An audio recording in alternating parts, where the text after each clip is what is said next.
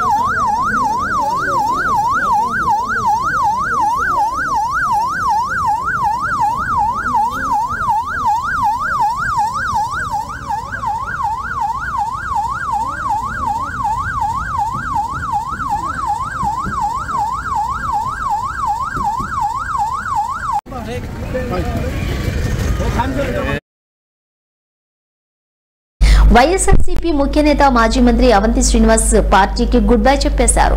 YCP పార్టీకి సభ్యత్వానికి భీమిలి నియోజకవర్గం సమన్వయకర్త పదవికి అవంతి రాజీనామా చేశారు. రాజకీయాలతో కుటుంబానికి కూడా దూరంగానే ఉన్నానని, వ్యక్తిగత కారణాల దృష్ట్యా రాజీనామా చేస్తున్నట్లుగా వెల్లడించారు. కొంతకాలంగా రాజకీయాలకు దూరంగా ఉంటానని, ఎవరి మీద విమర్శలు చేయాల్సిన అవసరమైతే లేదన్నారు. ప్రజలకు అనేక పథకాలు ఇచ్చినప్పటికీ, అభివృద్ధి చేసినప్పటికీ ఎందుకు ఇలా జరిగిందనేది విశ్లేషణ చేసుకోవాల్సిన అవసరం కూడా ఉందన్నారు. స్థానికంగా ఉన్న వారిని కాకుండా పైన ఉన్న వారిని చూసి నిర్ణయం తీసుకున్నారని భావిస్తున్నట్లుగా వ్యాఖ్యలు చేశారు.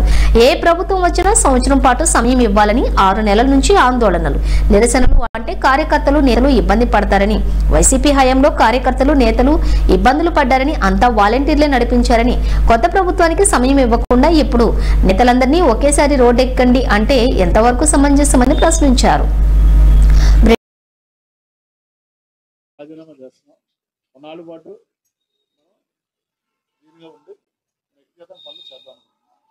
నేను ఎవరిని విమర్శించి తలుచుకోలేదు బ్రదర్, వాళ్ళు విమర్శిస్తే విడిపోయిన తర్వాత మన రాష్ట్రం ఎలా ఉంది, ఆంధ్రప్రదేశ్ రాష్ట్రం, పక్క రాష్ట్రం తెలంగాణ వాళ్ళు అలా బుల్లెట్లో చూసిపోతారు. మనం ఇలా ఉన్నాం. నాయకుల్లో మంచి చెడు